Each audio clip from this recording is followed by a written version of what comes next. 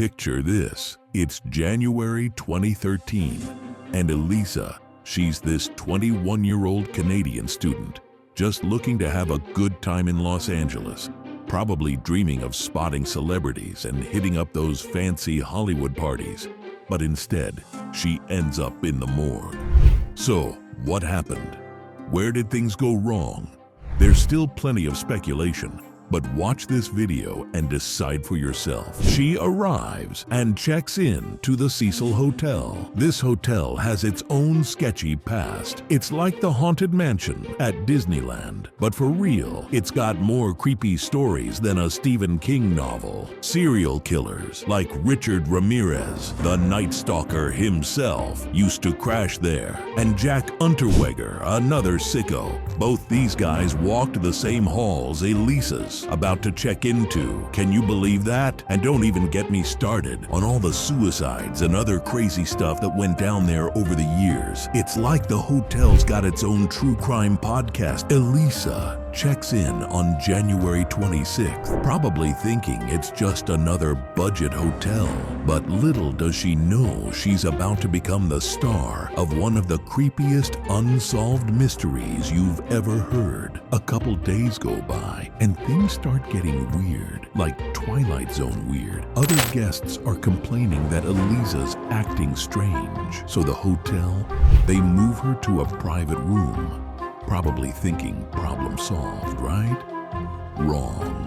Fast forward to January 31st, and Elisa makes a stop at a bookstore, the Last Bookstore. Pretty cool name. Anyway, she's there buying gifts for her family, like she's planning to go home soon. The store owner later said she seemed totally normal, excited even.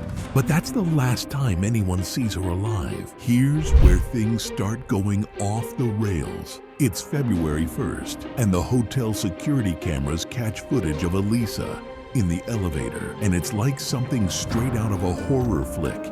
She's in there alone, doing this bizarre dance, waving her arms around like she's trying to swat invisible bees or something, hiding in the corner, peeking out. It's seriously unsettling stuff.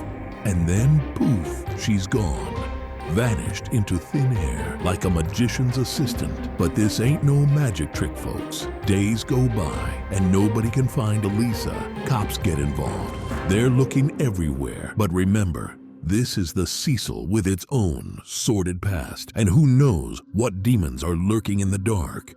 On February 6th, the police call a press conference. Elisa's family's there, all worried sick. Then a week later, they release that creepy elevator video to the public, hoping someone might have some info. But here's where it gets even weirder. On February 19th, almost 3 weeks after Elisa was last seen, this maintenance guy, Santiago Lopez, goes to check the water tanks on the hotel roof. Guests have been complaining about the water pressure and a weird taste. And bam, there is Elisa, floating in one of the tanks. Now, how in the world does someone end up in a water tank on a hotel roof? It's not like these things are easy to get into.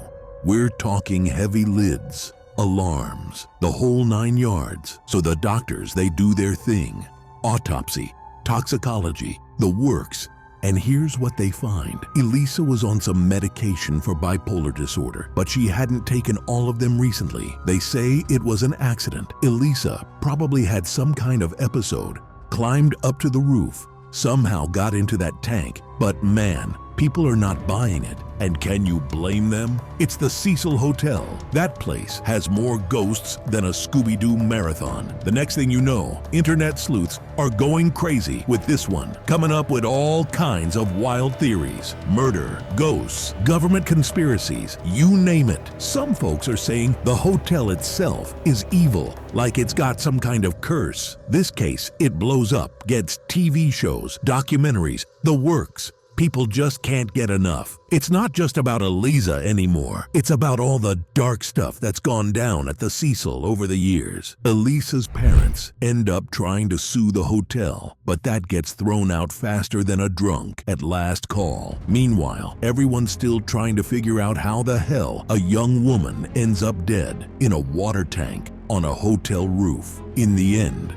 We might never know exactly what happened to Elisa Lam that night at the Cecil Hotel. All we know is that a young woman with her whole life ahead of her ended up dead in a place she never should have been, and that's real sad. But the mystery, man, it lives on, haunting people's minds just like the Cecil Hotel itself.